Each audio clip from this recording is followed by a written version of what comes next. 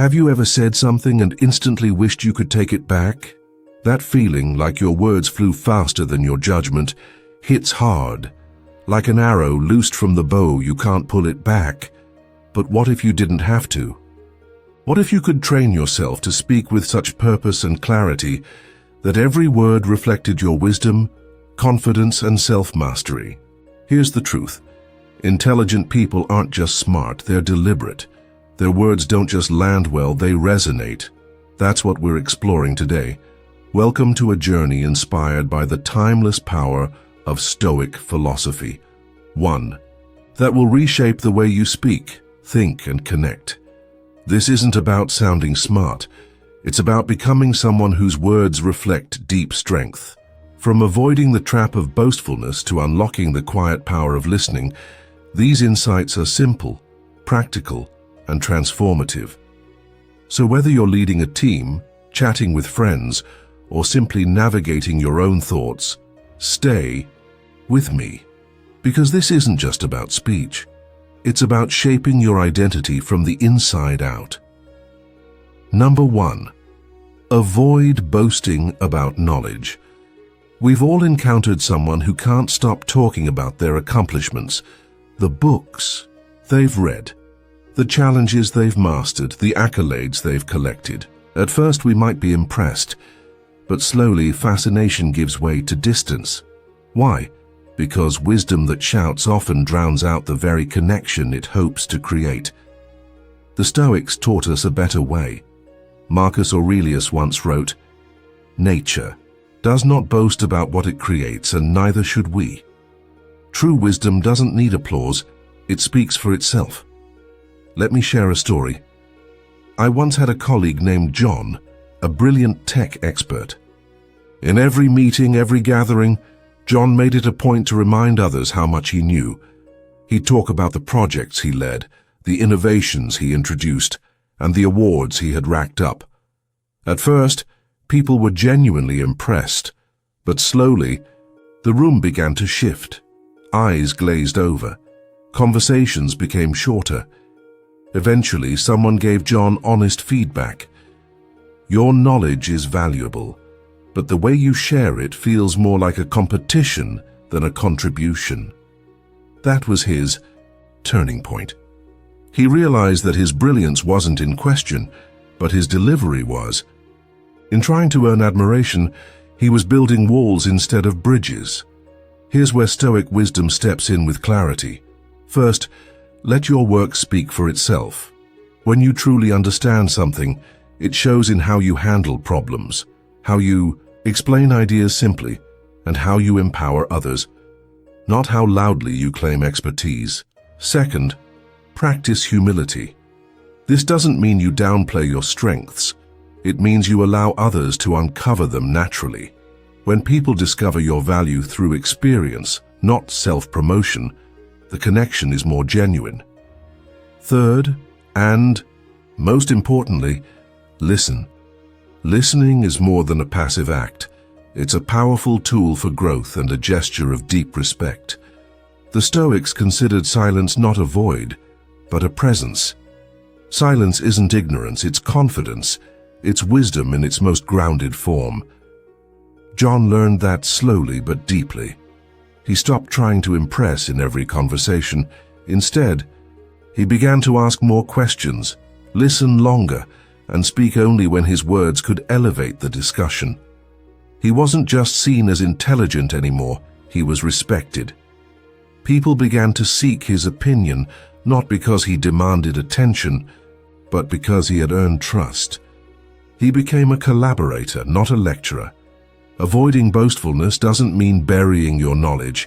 It means lifting others with it. Share your wisdom in a way that connects, not competes. Speak from a place of service, not superiority. Stoic. Philosophy teaches us that our words are windows to our character. When we choose humility over ego, listening over lecturing, and clarity over showmanship, we don't just sound smarter, we become wiser. So the next time you feel the urge to insert your achievements into the conversation, pause. Ask yourself, Am I adding value or asking for validation? Your answer may just define your next level of personal growth. Because an intelligent person doesn't need to be the loudest voice in the room. They need to be the one everyone wants to hear from when it matters. And now that we've seen how speech can either distance or deepen our connection with others, let's explore the next trait of wisdom in practice. Let's move forward. Previously, we explored how boasting about knowledge, even unintentionally, can undermine connection and diminish credibility. We saw how wisdom, grounded in humility and expressed through listening, speaks far louder than self-promotion ever could. Now we move into another common trap of communication, one that affects not just how others see us, but how much they're willing to share. Have you ever shared a thought, only to be waved off before you even finished your sentence? It's a sharp feeling, like the air is sucked out of the room before your words land. You start to question yourself. Was my idea really that worthless? Am I not being taken seriously? I know this feeling all too well because I've been the one causing it. Early in my leadership role at work, I was confident, maybe too confident. I'd developed a reputation for fast thinking, quick decisions, and moving meetings along without delay. I saw it as efficiency. Then, during one meeting, a colleague brought up an idea to improve our workflow. Without hesitation, I cut him off. "That won't work," I said.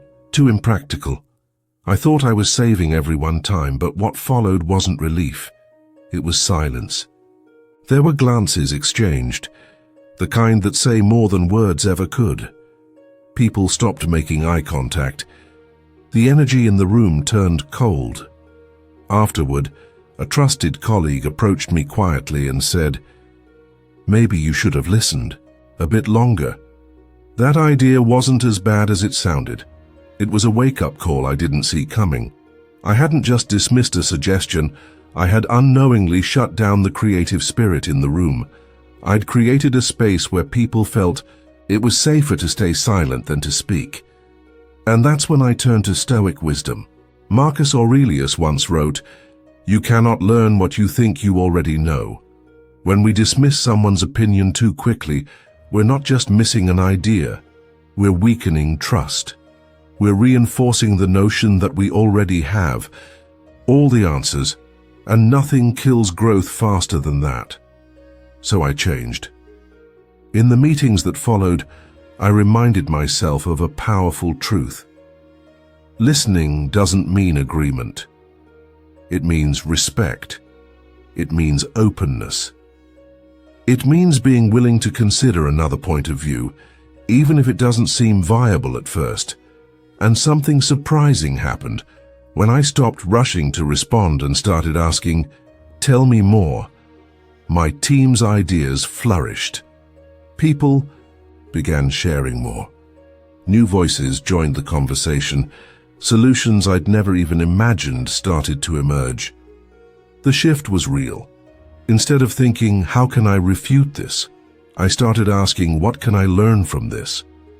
That single shift reframed everything.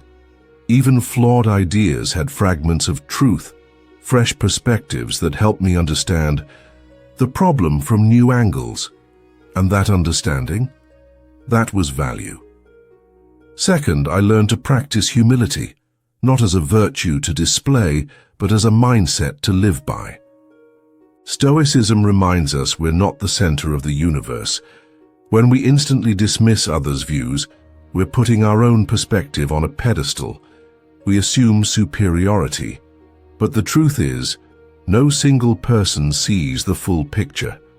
True wisdom is collaborative. It's built through dialogue, not monologue. After adjusting my mindset, I began to draw out even the quietest voices in the room. I asked questions, welcomed disagreement, and treated ideas like gifts instead of interruptions. The result? A stronger team, richer discussions, and a deeper sense of respect across the board. Every person in that room had something to teach me, and I had been missing it, simply because I had placed more value on efficiency than empathy. The takeaway? Refusing to dismiss others' opinions isn't just about courtesy. It's strategic. It builds trust. It unlocks innovation. It fosters real relationships. Because Stoicism isn't about proving you're right. It's about embracing the truth that wisdom exists in every corner, even in perspectives you might not understand. And now we move to another pattern that undermines growth: constant complaining. Imagine someone like Peter. He's a capable, experienced professional. He's managing work, family, and all of life's day-to-day friction. But over time, Peter has developed a habit. He complains about everything: his co-workers' inefficiencies, the broken coffee machine, the long meetings, the never-ending deadlines. At first, his colleagues sympathized. They offered solutions. They nodded along. But weeks turned into months and Peter's words didn't change, they just got heavier. Eventually, people stopped offering help. Conversations grew shorter. Some co-workers even began avoiding him, not because they didn't care, but because his negativity was draining. Then one day during lunch, a friend looked him in the eye and asked, "Peter, I understand your frustration, but what are you doing to fix these problems?" That question stuck, because Peter realized something vital. He wasn't looking for solutions. He was venting without purpose. And worse, his constant complaints weren't solving anything. They were reinforcing his own sense of helplessness. That's what aimless complaining does. It keeps us stuck. It erodes our energy. It pushes people away. Stoicism invites us to a higher standard. It doesn't say, don't express discomfort. It says, channel it wisely. Complain if you must, but let it lead to insight, to change, to clarity. Because complaints without action are just noise. So here's the challenge. Before voicing a complaint, ask yourself, am I seeking to improve something or am I just amplifying negativity? Am I adding weight or adding value? Because intelligent people, stoic people, don't waste words. They speak to heal, to build, to guide. So next time frustration rises, pause, reflect, and choose your words with intention. And with that shift, let's move on to the next principle intelligent communicators live by. Let's continue. In the previous section, we saw how complaining without direction can drain not just the speaker, but everyone around them. We explored how intelligent people, guided by Stoic philosophy, learn to channel frustrations into purpose. Now we take that lesson even further, into the realm of power, promises, and perception. We've all seen it. Someone falls into the trap of expressing endless frustration about traffic, the weather, slow service, or co-workers without ever stopping to consider what they're doing to themselves or the people listening. At first, it might seem like a harmless vent, but over time, it begins to echo, wearing everyone down, including the one doing the complaining. Stoic philosophy offers a sharp but liberating truth. Focus on what you can control. Let go of what you can't. Marcus Aurelius, one of Stoicism's most profound voices, once wrote, "You have power over your mind, not outside events. Realize this, and you will find strength." That's the heart of the matter. Complaining about what we cannot control, like traffic, weather, or a colleague's attitude, magnifies our sense of helplessness. It traps us in a loop of negativity, reinforcing a mindset that says, "I am stuck." But not all complaints are bad. If framed with purpose, they can drive change. When complaints point toward a solution, they create progress. But when they're directionless, when they're just noise, they drain energy and erode morale. Think about it. Complaining about traffic won't part the roads. Grumbling about the rain doesn't dry the sky. Intelligent people know this. They understand the distinction, and they redirect their energy toward what can actually make a difference. So how do you break free from the cycle of purposeless complaining? It begins with a simple question. What can I do about this? If the answer is nothing, let it go. Why burn your mental fuel over something you can't influence? That energy is better spent elsewhere, on reflection, reading, gratitude, or simply being present. And if the answer is something, then act, don't vent, move. Another strategy, reframe the narrative. Instead of asking, why does this always happen to me? Ask, what can I learn from this? Because Stoicism teaches us that within every challenge lies an opportunity. Complaints blind us to it. Reflection reveals it. Let's revisit Peter. He took his friend's advice to heart. Slowly, intentionally, he began shifting his mindset. Rather than complain about his manager, he prepared detailed suggestions for improvement. Instead of grumbling about his long commute, he used that time to listen to audiobooks or practice mindful breathing. And over time, the shift showed. His words became fewer, but more focused. His complaints turned into contributions. His presence no longer carried a cloud of frustration, but a calm, centered energy. People noticed. Colleagues began seeking him out for advice, not because he knew everything, but because he brought perspective. Peter had reclaimed his power. By focusing on what he could control, he not only elevated his own mindset, he influenced others. That's the power of Stoic philosophy. Your words, when used with intention, become tools of resilience, growth, and connection. And when you let go of what you can't control and take charge of what you can, you begin to shape your life from the inside out. Now let's turn to another crucial principle, the danger of making empty promises. Promises are more than words. They're commitments, little contracts of trust between you and the people who matter. But how often do we make them casually, without really thinking them through? That's where the damage begins.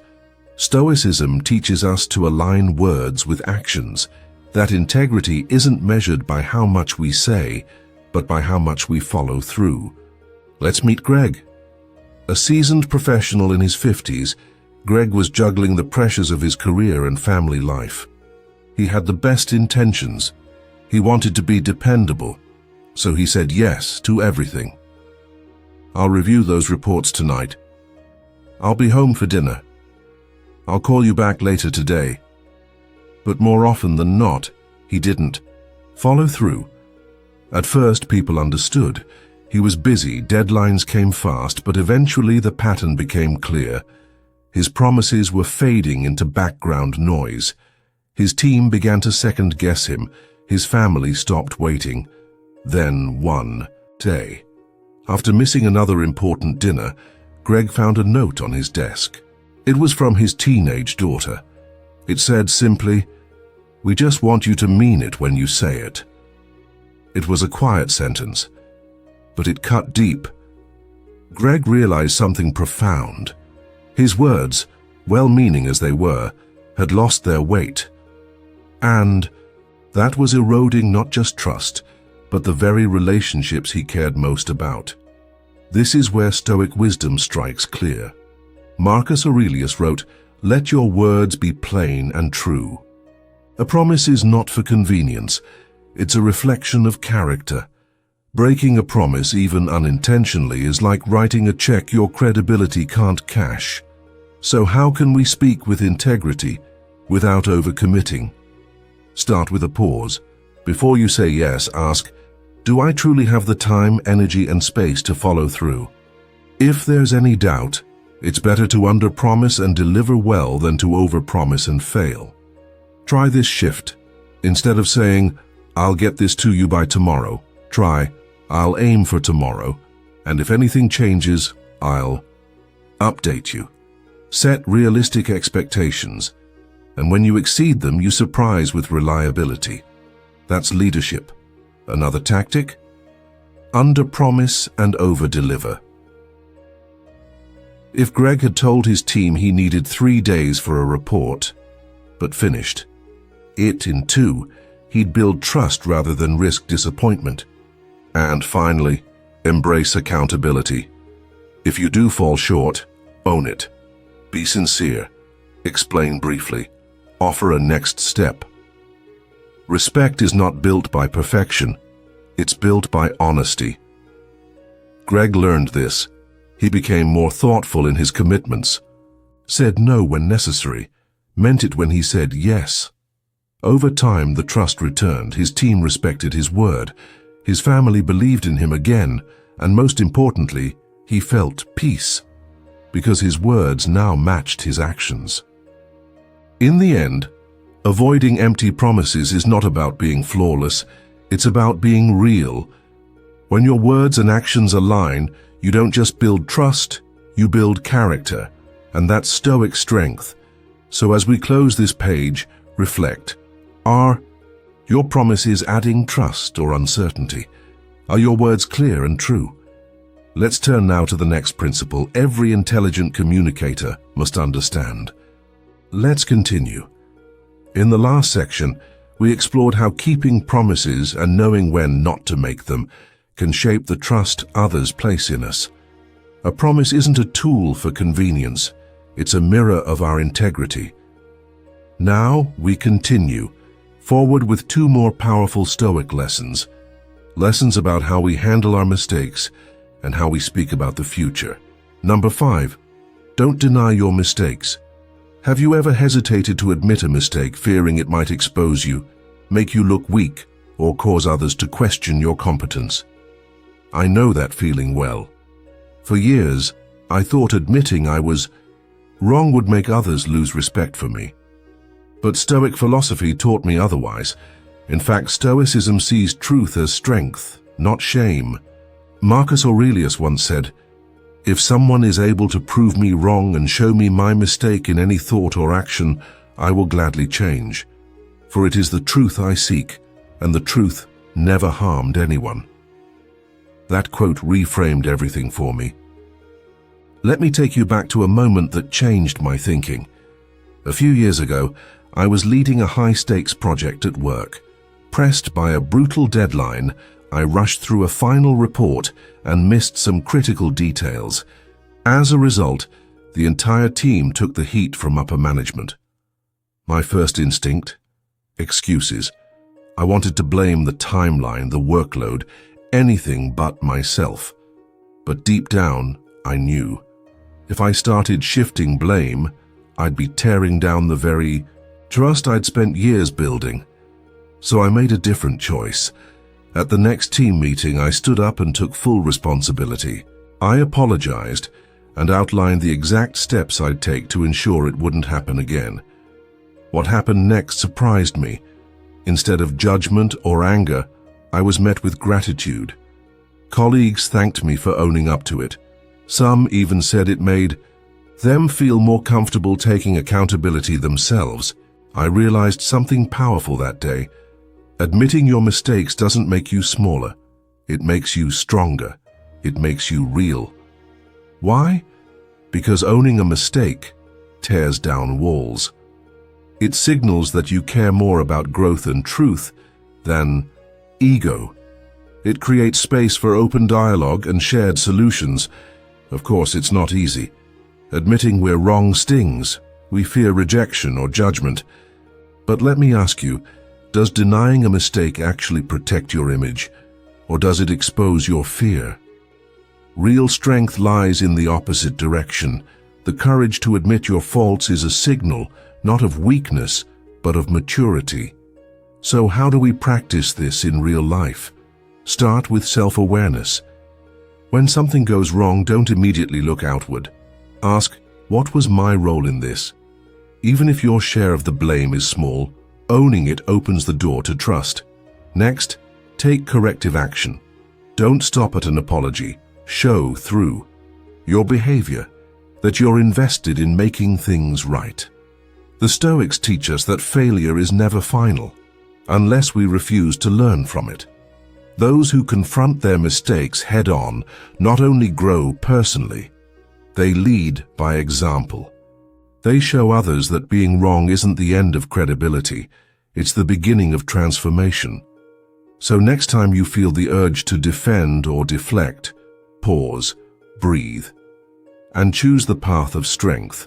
Own your part, correct the course, and earn the respect that only honesty can bring.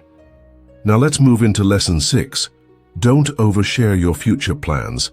This might seem like a surprising addition to a list about intelligent speech, but the Stoics were clear. Future promises aren't just about commitment. They're about reputation. Sharing every goal before it's real can put pressure on performance, invite unnecessary opinions, and set you up for disappointment. Let me share a story. Jim was a kind, dependable man, middle-aged, successful in his work, and known for always saying yes. Need help moving? Jim's your guy. Extra project at work? Count him in. Community event? He's there. But as his calendar filled and his energy drained, things started to fall apart. One day, a close friend invited Jim to a family dinner. Jim smiled, nodded, and said, "Of course, I wouldn't miss it." But he did. He'd forgotten and scheduled a work meeting at the same time. The next day, his friend pulled him aside. "They were really looking forward to seeing you," he said quietly. "It hurt when you didn't show." That moment struck Jim deeply. His good intentions had turned into disappointment, not because he was unreliable, but because his words no longer meant much. This is what happens when we speak too quickly. About the future, Stoic wisdom calls us to be intentional with our words, not just honest, but mindful. When you say yes to something, do you mean it? Are you willing and able to follow through? Because every time we casually say, "Sure, count me in," without checking our capacity, we risk chipping away at trust. It's not about being rigid, it's about being real. Here's how to prevent that slide into empty promises. First, pause before you commit. Ask, do I truly have the time and energy for this? Second, set realistic expectations. Instead of saying, "I'll be there," say, "Let me confirm and get back to you." It's better to be cautious than to disappoint. Third, don't be afraid to say no. Jim learned that lesson the hard way, but it changed him. He began turning down commitments he couldn't honor. He meant what he said, and people noticed. And perhaps most important of all, speak less about what you plan to do and more about what you've already done. The Stoics knew this well. When you share every goal before it's real, you dissipate its energy. But when you act first and let the results speak, you build quiet credibility. Jim became more intentional. He started showing up for fewer things, but when he did, he was fully present. And over time, that shift earned him more trust, not less. Because in the end, reliability isn't about how much you promise, it's about how often you deliver. As we prepare to close this journey, let's reflect on the power of restraint, intention, and humility. And now, we arrive at the final Stoic insight, the one that ties everything together. Let's continue. In our last reflection, we examined how overcommitting and oversharing future plans can erode trust, even when intentions are good. Promises, when made mindfully, become cornerstones of respect. Now, as we close this series, we turn to the deeper Stoic wisdom that ties everything together, the art of saying what you mean, and only what you can honor. Marcus Aurelius once wrote, "If it is not right, do not do it. If it is not true, do not say it." Simple words, unshakable clarity. In just one sentence, he captures the essence of Stoic communication. Let your authenticity and intention guide everything you commit to. Because a promise is not just a phrase, it's a reflection of your inner integrity. Too often we say yes without conviction. Why? Because we don't want to disappoint.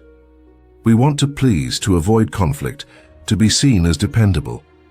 But what actually causes more harm It's not the honest no, it's the unkept yes. So how can we avoid falling into the trap of making empty promises, even with good intentions? Start with a pause. Before you agree to anything, take a breath. Ask yourself, does this align with what I truly value? Can I realistically follow through? If the answer is uncertain, it's better to offer a respectful no than to agree to something you can't fulfill.